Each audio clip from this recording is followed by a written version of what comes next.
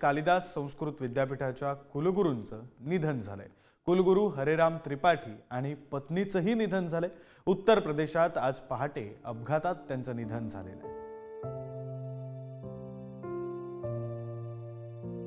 अतिशय दुःखद बातमी आताच्या क्षणाची। कालिदास संस्कृत विद्यापीठाच्या कुलगुरूंचं निधन झालेलं आहे। कुलगुरू हरेराम त्रिपाठी आणि त्यांच्या पत्नीचंही निधन झालंय।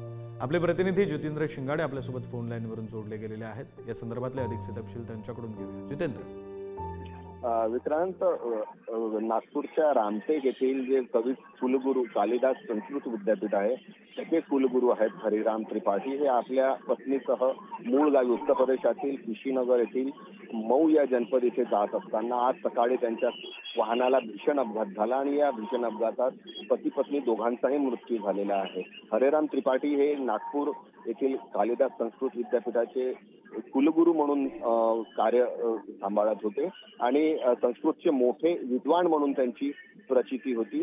गेल्या 2 आठवड्यापूर्वीच नागपुरातील कवी कुलगुरू कालिदास संस्कृत विद्यापीठाचा एक विस्तारित प्रकल्पाचं उद्घाटन नागपूरच्या बुटीबुरी येथे झालेलं होतं।